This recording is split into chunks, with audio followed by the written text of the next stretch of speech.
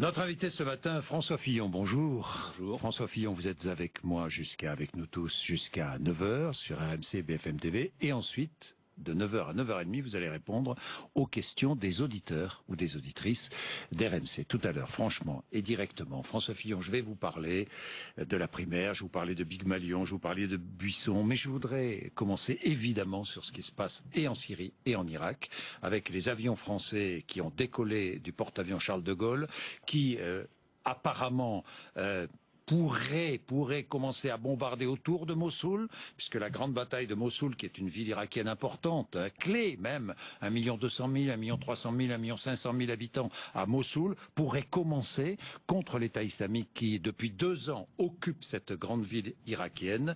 À Alep, l'armée syrienne et les Russes ont bombardé sans relâche la ville, tuant de nombreux civils. Et à propos d'Alep, je vous pose une question directe. Est-ce que les Syriens et les Russes commettent là un crime contre l'humanité ? Il y a des crimes de guerre, en tout cas, qui sont commis depuis le début de cette guerre. Pas seulement aujourd'hui à Alep, il y en a depuis le début. L'État islamique s'est rendu coupable de crimes de guerre. Quand on massacre, comme on l'a fait à Mossoul, ou quand on massacre les chrétiens d'Orient, ça s'appelle un crime de guerre. Quand l'armée d'Assad bombarde Alep, c'est des crimes de guerre. Parce qu'on est dans une situation qui est une situation de guerre, qu'on a laissé se développer, parce que je considère que la communauté internationale a une lourde responsabilité. Je crois que c'est même chez vous, d'ailleurs, qui a près de 2 ans, j'avais demandé qu'on saisisse le tribunal pénal international des crimes de guerre qui étaient commis par l'État islamique en Irak. Et par l'État islamique, et par l'État syrien, et par l'État syrien. En l'occurrence, à l'époque, il s'agissait de l'État islamique, mais je demande la même chose pour l'État syrien. Je demande la même chose pour les complices de ces crimes. Qui est-ce qui arme l'État islamique ? Pour les Russes, complices de l'État syrien ? Oui, les Saoudiens, les Qataris. On pourrait aussi se poser la question de savoir quelle est la responsabilité des Américains à travers la guerre d'Irak, à travers les conséquences de la guerre d'Irak, et d'une certaine passivité aussi de l'Occident. Donc voilà, moi je pense qu'il y a 4 ans, on aurait fait ce que je demandais, c'est-à-dire qu'on aurait mis autour de la table les Russes, les Américains, les Iraniens, les Turcs, l'ensemble des pays de la région. Je pense qu'il y avait une voie pour réussir. En tout cas, il fallait essayer. Bon, maintenant, qu'est-ce qui se passe ? Les Russes sont les maîtres du territoire, en tout cas c'est la seule grande puissance. Les Américains sont out et ils ne reviendront pas. Il n'y a aucune chance pour que l'armée américaine revienne. Bon, aujourd'hui, l'armée américaine qui revient doucement, qui revient discrètement en Irak, à travers des forces spéciales. Nous aussi, nous sommes présents. J'étais à quelques kilomètres de Mossoul avec les Kurdes il y a quelques mois. J'ai vu les forces spéciales, notamment américaines, qui sont très importantes. Et je me réjouis si la bataille de Mossoul commence, parce que je rappelle que ça fait 2 ans, vous l'avez dit, donc ça fait 2 ans que les gens de Mossoul vivent sous un régime qui est un régime que moi j'appelle totalitaire dans le livre que je viens de sortir, c'est-à-dire qui est comparable au régime nazi. Et pourquoi est-ce que je mets les deux ? Parce que je vois bien la tentation est forte de dire parce qu'il y a la bataille d'Alep, tournons toute notre réprobation contre le régime syrien. Et il faut évidemment condamner le régime syrien. Mais le régime syrien ne menace pas la paix du monde, alors que l'État islamique et les totalitaires, eux, menacent la paix du monde. Et c'est pour ça que c'est eux qu'il faut battre en priorité. Bien, donc 2 fronts en Irak et en Syrie, 2 fronts bien différents d'ailleurs, parce que les chiites sont engagés en Irak, ils ne le sont pas en Syrie, ou beaucoup moins, ils le sont, mais beaucoup moins. Et la question qui est posée pour Mossoul, c'est de savoir pourquoi est-ce que c'est si long. C'est parce que personne ne sait qui va diriger Mossoul. C'est long parce qu'il y a 1 300 000 ou 1 500 000 civils. Surtout, il y a la base du conflit qui explique pourquoi le régime syrien tient encore, parce qu'il est soutenu par une partie de sa population, les Alaouites, les chrétiens notamment. Et pourquoi c'est si difficile de gérer l'Irak ? Parce que les Kurdes ne peuvent pas reprendre Mossoul, alors que c'est eux l'armée la plus puissante sur le territoire, parce qu'ils sont kurdes et que Mossoul n'est pas une ville kurde. Les chiites, c'est-à-dire l'armée irakienne, ne sont pas les bienvenus, à Mossoul. Donc normalement, c'est les sunnites qui devraient reprendre Mossoul, mais les sunnites ne sont pas aujourd'hui suffisamment armés pour le faire. Alors voilà, quand on dit ça, on comprend... Ou sont complices de l'État islamique. Oui, on comprend la gravité de la situation, la complexité de la situation qui échappe un peu au regard binaire des observateurs occidentaux. François Fillon, on vous reproche beaucoup votre souplesse, j'emploierai le mot souplesse vis-à-vis de la Russie et vis-à-vis de Vladimir Poutine. Je ne change pas d'avis. Est-ce qu'aujourd'hui, Poutine joue un rôle constructif ou destructif en Syrie? Je pose la question. Il défend ses intérêts. Il défend ses intérêts. Tous les pays du monde défendent leurs intérêts. Et moi, ce que je reproche à la communauté internationale, c'est de lui avoir abandonné le terrain. C'est vraiment facile aujourd'hui de dire c'est dramatique, Poutine bombarde Alep. Et alors, qu'est-ce qu'on a fait pour l'en empêcher? Est-ce que et aujourd'hui, qu'est-ce qu'on va faire? Tous ceux qui sont en train de, à juste titre, de s'inquiéter du sort d'Alep, qu'est-ce qu'ils vont faire? Vous pensez que l'armée américaine va aller bombarder les Russes? Bien sûr que non.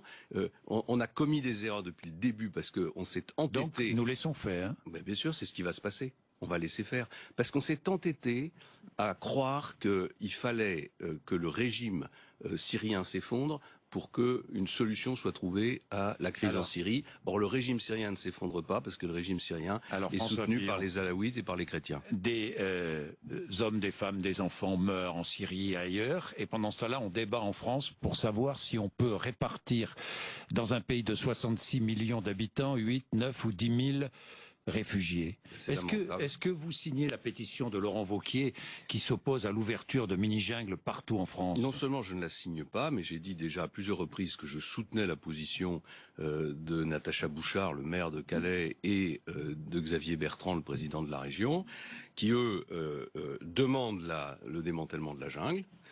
Et si on veut démanteler la jungle, par définition, il faut trouver des solutions pour les personnes qui y sont aujourd'hui. Donc moi, ce que je demande simplement, c'est qu'il y ait un peu de concertation, qu'il y ait de la concertation avec les élus locaux, ce que le gouvernement n'a pas fait au début.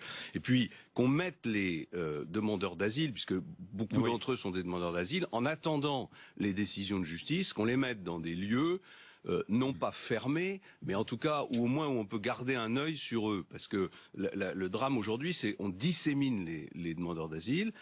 Au bout d'un an, 2 ans, tombe la décision négative sur la demande d'asile et on ne sait plus où sont les gens, donc on ne peut pas les reconduire à la frontière. Ça vous a choqué d'ailleurs ces propos de Laurent Wauquiez, franchement? J'ai pas aimé. D'ailleurs, j'ai un de mes amis, un de mes soutiens, je l'ai cité sur une autre radio, qui est maire de Sauveterre de Guyenne, qui a envoyé une très belle lettre ouverte à Laurent Wauquiez pour lui rappeler les valeurs de la générosité et de la fraternité et lui rappeler qu'on ne peut pas faire référence sans arrêt aux racines chrétiennes et oublier totalement les principes qui sont ceux de cette religion et de cette philosophie. Alors parlons de religion justement. Votre livre, vous constatez, il y a une montée de l'intégrisme musulman dans la société française. On voit le livre à l'antenne. L'ennemi, dites-vous, c'est le totalitarisme islamique.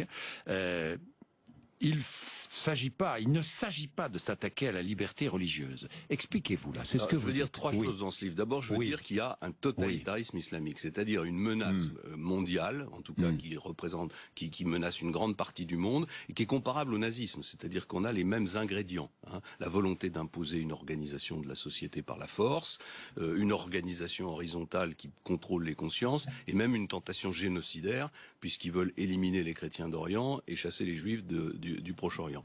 Donc si on ne prend pas la mesure de ce danger-là, évidemment, on a des stratégies comme celles qu'on a en ce moment en Irak ou en Syrie, qui sont des stratégies qui ne sont pas gagnantes. Donc la première chose que je dis, c'est ça. La deuxième chose que je veux dire, c'est que il y a une montée en France de l'intégrisme musulman qui correspond à ce mouvement. Et pour combattre cet intégrisme musulman, une grande partie des responsables politiques, en réalité, s'attaquent à la liberté religieuse. C'est-à-dire que pour combattre un mal au sein de l'islam, la montée de l'intégrisme, on va s'attaquer à la religion catholique, à la religion protestante, à la religion juive, aux bouddhistes ou aux sikhs, en votant des lois qui durcissent les règles de la laïcité. Je dis que moi je veux pas de ça. Je suis attaché à la liberté religieuse. Contre l'interdiction de tous les signes religieux dans l'espace public, dans la rue. Il y a des limites, quoi. Il y a des limites. Moi, on est dans un pays de liberté. On s'est battu pour la liberté. La liberté religieuse fait partie de ces libertés. Donc, je dis qu'il faut retrouver la raison et s'attaquer vraiment au problème. Et donc, il faut avoir le courage de dire le quoi, problème, c'est l'intégrisme islamique. Oui. Donc, ça veut dire que le problème, c'est l'intégration de la religion musulmane dans la République. L'intégration de la religion catholique ou juive s'est faite dans le temps et dans des conditions difficiles. Les catholiques, ça a duré 200 ans, la bataille. Les juifs, c'est Napoléon qui a tapé du poing sur la table en créant le consistoire. Aujourd'hui, on n'est pas dans les mêmes situations, on n'a pas les mêmes...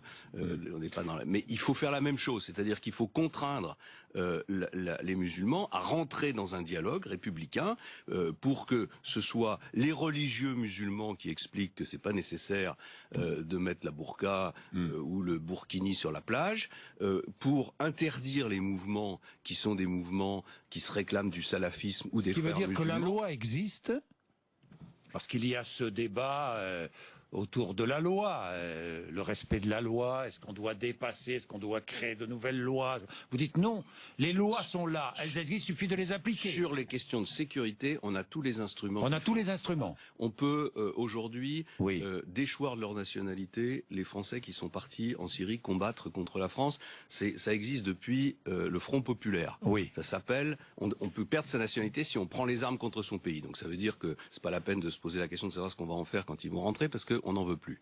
La deuxième chose qu'on peut faire, c'est condamner, mais par un jugement, avec un juge, condamner jusqu'à 30 ans de prison tous les gens qui entretiennent des relations avec l'ennemi.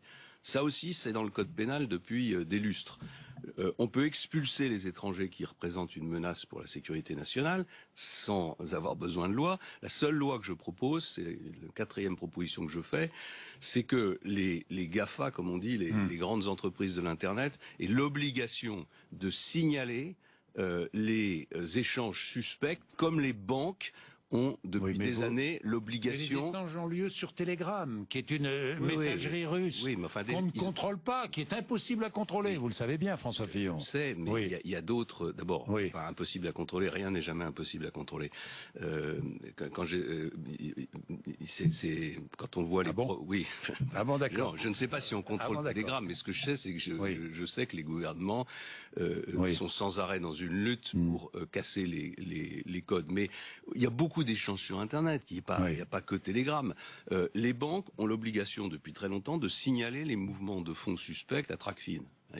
Ça ne veut pas dire qu'elles portent des jugements, mais quand elles ont un doute, elles le signalent. Elles le signalent. Je propose un texte pour que les Google et compagnie soient obligés de signaler ces échanges suspects. Big Malion, c'est un scandale politique? Oui. C'est un scandale politique. Oui, c'est un scandale puisqu'il y a de l'argent public qui a disparu, des doutes sur le financement d'une campagne présidentielle. Donc c'est un scandale et je réclame depuis des mois et des mois que la justice passe et que la justice passe dans des délais qui soient raisonnables. Voilà, on vit dans un drôle de monde où c'est des enquêtes journalistiques qui remplacent les procédures judiciaires, ou en tout cas qui donnent le sentiment de les remplacer parce que les procédures judiciaires sont trop longues. Vous dites et vous répétez, l'honnêteté est une vertu cardinale de l'engagement politique. Oui, je ne devrais pas avoir besoin de le répéter, tellement c'est une évidence. Oui, mais vous avez besoin de le répéter aujourd'hui. Est-ce que vous avez des doutes sur l'honnêteté de Nicolas Sarkozy? Non, je ne vais pas porter de jugement, non, je ne suis pas un juge. Mais je considère simplement qu'il y a une sorte de relativisme dans notre pays par rapport à toutes ces affaires. Le sentiment qu'au fond, tout ça, c'est pas grave, que ça a toujours été comme ça. Mais c'est un acharnement, disent les amis de Nicolas Sarkozy. Ce relativisme a une conséquence, c'est la montée du Front National. C'est-à-dire que si Madame Le Pen réunit autant de voix sur son nom, c'est pour une part parce qu'il y a beaucoup de gens qui sont dégoûtés de la vie politique, qui sont dégoûtés de ces torrents de boue et du sentiment qu'il n'y a jamais de sanctions. Voilà. Dans le Tour de France que j'ai fait depuis 3 ans, j'ai entendu ça sans arrêt. Des Français qui m'ont dit, moi, quand je passe devant le radar, je paye. Et vous, les politiques, on donne l'impression qu'on ne sait jamais ce qui se passe. Donc voilà, il faut trancher cette affaire, il faut que la justice passe. Moi, je ne porte pas de jugement, je ne suis pas un juge, mais je considère qu'on ne peut pas vivre dans ce relativisme et dans cette incertitude. Oui, Jean-François Copé va même jusqu'à dire Nicolas Sarkozy veut être élu pour ne pas aller au tribunal. Vous avez vu la violence des propos de Jean-François Copé, qui est l'un de vos concurrents à la primaire. Il dit même le 27 mai 2014, lors d'un conseil extraordinaire à propos de l'affaire Big Malion, vous lui demandez de partir. Oui, bien sûr, oui. Oui, avait demandé de partir. On était très nombreux d'ailleurs dans une réunion du bureau politique. à considérer que... Pourquoi? Parce que quand on est président d'un parti et qu'on découvre qu'il y a 18 millions qui ont disparu, il faut bien que quelqu'un prenne ses responsabilités. Quand vous êtes le président d'une... Ça veut dire que vous le pensiez coupable. C'est même pas la question, c'est que quand vous êtes président, vous êtes responsable. D'ailleurs, je crois que Nicolas Sarkozy avait popularisé cette formule en disant aux banquiers, au moment de la crise financière, quand on est le patron d'une entreprise qui a commis des erreurs, on assume. Voilà, moi j'ai toujours assumé mes responsabilités. On peut pas dire je suis le président d'une structure et je n'ai aucune responsabilité sur ce qui se passe chez moi. François Fillon, vous avez lu le livre, vous lirez le livre de Buisson, de Patrick Buisson? Je l'ai pas lu, j'ai vu les échos dans la presse. Oui. Le 28 juin 2010, vous inaugurez la mosquée d'Aubervilliers, vous vous souvenez? Oh, très bien, très bien. Très bien. Réflexion de Nicolas Sarkozy, pauvre type, tant qu'il y est, il n'a qu'à venir mercredi en Conseil des ministres avec des babouches et un tapis de prière. Écoutez, s'il avait envie de me dire ça en face, il aurait pu le faire, mais ça n'a pas été le cas. Oui, j'ai inauguré cette mosquée. D'ailleurs, je considère que la République française, justement, est garante de la liberté religieuse. Et je me souviens très bien de ce que j'ai dit. D'ailleurs, on peut le retrouver dans le discours que j'ai fait à l'intérieur de cette mosquée d'Argenteuil. Je suis allé dire aux musulmans, les yeux dans les yeux, qu'on allait interdire la burqa. Voilà, c'était ça l'objectif de cette inauguration. 2006, le CPE, Nicolas Sarkozy a voulu faire capoter ce texte pour nuire à Dominique de Villepin? Je n'ai aucune information, je n'étais pas au gouvernement et je ne peux pas croire à une chose pareille, parce que si c'était vrai, c'est plus que grave. Vous roulez en voiture électrique? Vous rouleriez en voiture électrique? Je change complètement de sujet parce que le mondial de l'automobile commence. J'y étais hier soir, il y a des voitures magnifiques. Oui. Pour l'instant, j'ai une voiture hybride. Oui. Je trouve pas que les performances soient fantastiques. Oui. Je roulerai en voiture électrique quand les voitures électriques auront une autonomie suffisante, mais ça commence à s'approcher. D'abord, elles ont maintenant un confort de conduite qui est remarquable. Pour les gens qui aiment la conduite sportive, il y a un couple fantastique sur les voitures électriques, donc ça va être très amusant à conduire. Oui, je pense, c'est l'avenir. Simplement, il reste la question de l'autonomie. Voilà. Donc on commence à frôler les 300, 350 km. Va falloir aller un peu au-delà, quoi. Mais je pense que la technologie va le permettre, oui. Bien, François Fillon, merci d'être venu sur BFM TV. Vous allez rester avec nous sur RMC pour répondre à des quantités de questions sur des sujets très variés. J'ai déjà vu quelques auditeurs ou auditrices poser des questions et il y a de la matière. Il est 8h55.